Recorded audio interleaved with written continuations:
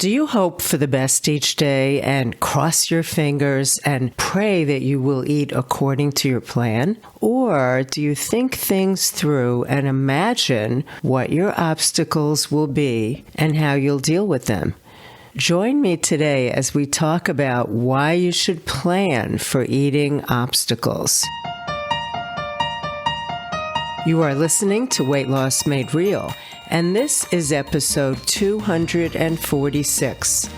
I'm your host, Master Weight Loss Coach and author, Cookie Rosenblum. Today and every Tuesday, I'm here to coach you and guide you to help you end your emotional eating and lose that extra weight. If you just found me, welcome. And if you're a regular listener, welcome back. Here is where we work together to end your emotional eating and that habitual overeating, and it's the main focus of all the work I do. This is weight loss for the thinking woman who's smart enough to know what does not work and is willing to dig a little deeper to make lasting change.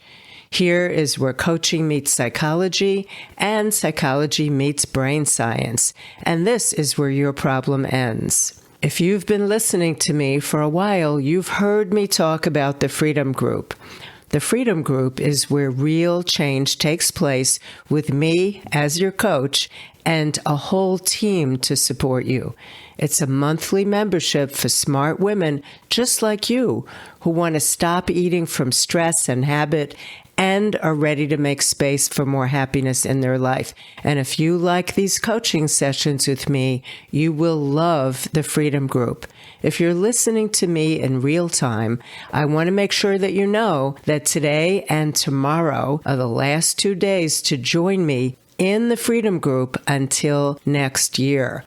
So go to weightlossmadereal.com/group or check out the show notes for an easy link to the Freedom Group and look at all the details about it and make a decision, my friend. I hope to see you in the Freedom Group where we can work together to free up all that brain space that you use thinking about your eating, your body, and your weight. All right, let's move on. What we're talking about today is why you should plan for eating obstacles. Well, hoping that you do better is just not a real strategy, but planning is a real strategy. What doesn't work is hoping and praying and crossing your fingers, because these are false strategies that give you the feeling that you're doing something, that you're working on it, but they actually just help you stay where you are. You go around in a circle. So I want you to think about what might happen in your day or in your week that is pretty likely to lead you to eat off whatever your plan is, to break your promise to yourself. Might be space in your day, and that sounds counterintuitive, doesn't it? Having more space in your day might make you feel more relaxed, but for some of us, it makes us feel like we just don't know what to do with ourselves. Or boredom, or feeling upset about something, or even happy about something and being conditioned to go to food and do a little bit of emotional eating. Or maybe you just are in the habit of seeing food and wanting it and getting it and eating it, a very quick response. Maybe you want to eat often because you think you deserve a reward. So if you look at your day or your week and you have lots to do and projects to work on and things that you need to accomplish, you might even be thinking ahead of time, ooh, when I do that, I'm going to deserve a treat. What will I eat? Where will I go? Or for most of you, it might just be ordinary habit. Certain people might trigger you, certain situations, certain times of days, being in a certain place might trigger you to give yourself more food than your body needs. So if these are the things that keep coming up in your day or your week, and you keep handling them by knowing that they're coming, but not doing anything except crossing your fingers and hoping and praying that things will be different, you're going to get the same results. You're stuck in a loop of thinking and feeling and eating the same way. So what happens when you do that again and again and again? You feel frustrated, right? And you feel kind of bewildered, like, why can't I master this? Why can't I get this straight? Why can't I get ahead of all these things that come up in my life that I know are coming, but I still react to them in the same way? So what we're talking about today is why you should be planning for eating obstacles. Because if you want to do something different, eat differently, and get a different outcome, get a different result, then you need to do a lot more than just hope for the best. So right now, ask yourself, do you plan for obstacles that you know might come up for you? So there's several things that you might be doing. One of them is what we're talking about. Maybe you do plan a little bit and you know what's coming and you cross your fingers and hope that you're going to have enough willpower to stick to your plan. Maybe you don't look ahead. Maybe you think of yourself as a free spirit and you just like to deal with whatever comes up in the moment. So you don't plan. So you're not using any strategy. And this is a little bit what we're working on right now in the Freedom Group with a new lesson and a new bonus call about why it's helpful to plan ahead, to really understand it. So it's not just some random rule that somebody's giving you to do, even if it's coming from me. So maybe you don't plan, maybe you plan and hope, or maybe you plan and don't follow through. Now, today we're going to work on why and how to plan, how to make promises to yourself. Keeping promises that you make is a big topic, and it's bigger than we're going to be able to cover here in 20 minutes, but it's definitely something that I could teach you how to do. If you do plan, but routinely do not keep your promises to yourself in any area, but especially with eating, what you need to learn is how to make the promise, how to understand what your brain does when you're learning something new, and how and why your brain's going to urge you to break the promise and keep doing the same old thing. This is something that you can overcome. If you don't plan for common obstacles that you know are going to come up for you during the week, you probably subconsciously hope somebody doesn't offer you food that you like, right? You probably hope that you don't see somebody else eating because you might get in the mood to join them. You probably hope that there simply are no obstacles this week so that you don't have to struggle. But this is exactly why hoping is not your strategy. Hoping does not make you feel powerful. Hoping makes you feel disempowered because it lets you see and feel and think that your success is not up to you, that your success depends on other people's actions, and it depends on your mood. And it depends on your circumstances. So if planning makes sense, why do you not plan? Well, let's look at it logically. You may think that the world is just not within your control, right? No matter what you do, things happen and come at you. You might also think that you're just not good at planning and you don't like to plan because you don't like doing things that you're not good at. You might think planning is not fun, it's just boring, and you see yourself as a carefree, spontaneous person who doesn't want to sit down and think ahead. And you might think that if you plan, that it's going to feel restrictive. But it's the opposite. We need to plan if we want our life to be within our power, to be in charge, to have agency in our own life. Right now, I want you to think about a typical week for you. How do you plan for yourself? Look at what's going on. Look at your goal, right? There's something that you're working on here. You're making promises of how you're going to eat. You're going to wait till you're hungry and be aware of when you're no longer hungry. So you're looking at your goal, that's your goal. You're looking at your circumstances coming up for the week, and you want to make some big decisions. It's like watching a preview of your day or your week and looking at what's going to come up for you, what's likely to come up, right? We can't know every single little thing, but what is likely to come up and how will you handle it? And what about unknown things that will come up? How would you handle the unknown? Now, planning and looking ahead to see what might come your way is a habit. Not planning and not looking ahead at what's going to come up for you this week is also a habit. Winging it is a habit. It just feels like this is what you do. It's just natural, and you think you have no choice. And you think it's something that's either easy for you or it's a struggle. This thinking is not a truth, it's not fact, but it feels true because it's what you're used to. It's what you practice. But if you want something different than what you have, or to do something other than what you're doing, you're going to need to look ahead and think it through. There are definitely things that happen in your life that, of course, you have no control over. There are things that come your way that you can't know are coming. That happens to all of us. But you do know what your general life is like. You know what your days are like. And there is so much that can be expected that you can plan for. You know what you usually do. You know, if you pause and think about it, what your habits are.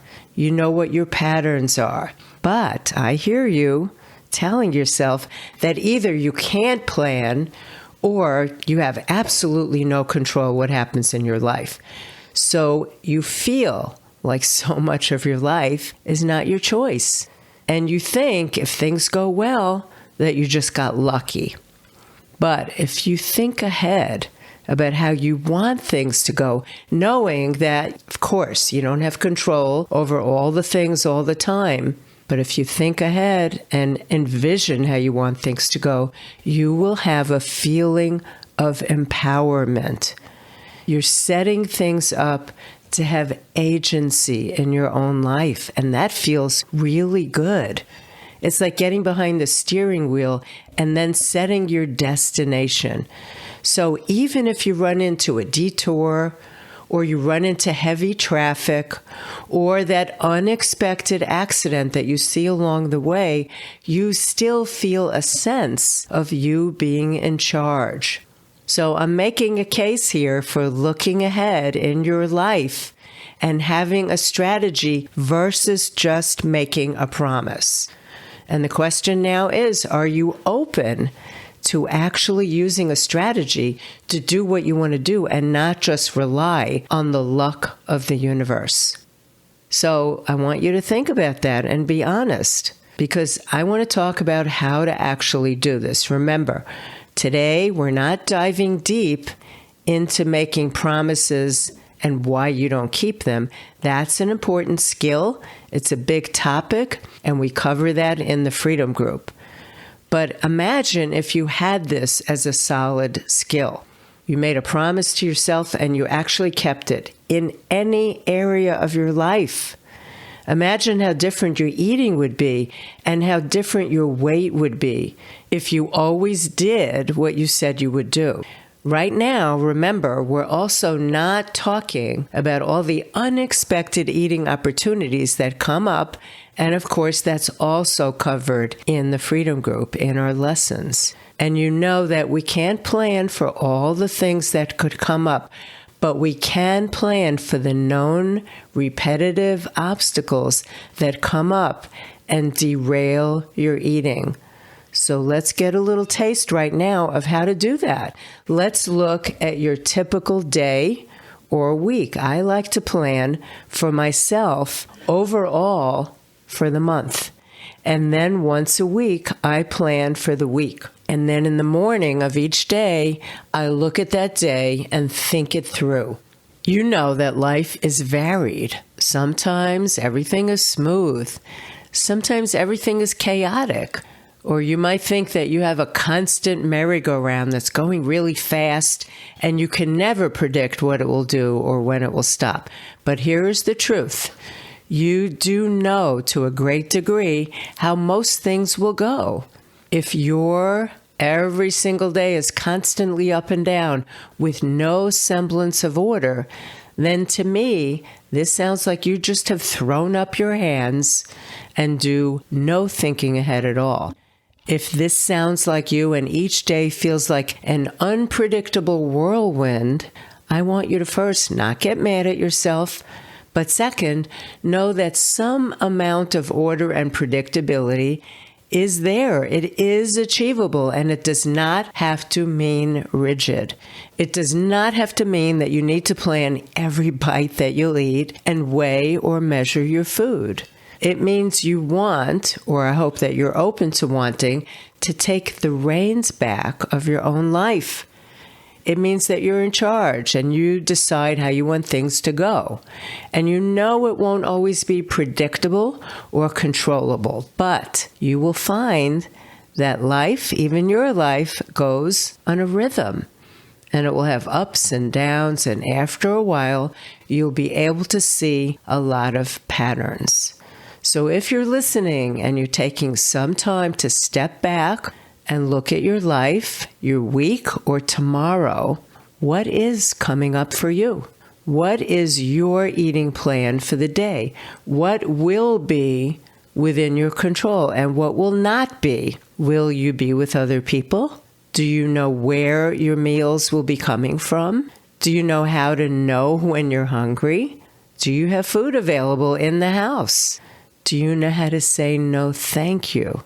What is on your schedule that you're aware of that might throw a wrench into your plans? We know that you can't plan for everything, but what we're talking about here is what you can plan for. Do you know how good it feels to think ahead for an obstacle, to know approximately how you'll respond to that obstacle? And how good it will feel if you actually live that promise through. Keep your word to yourself. That's what I want you to experience.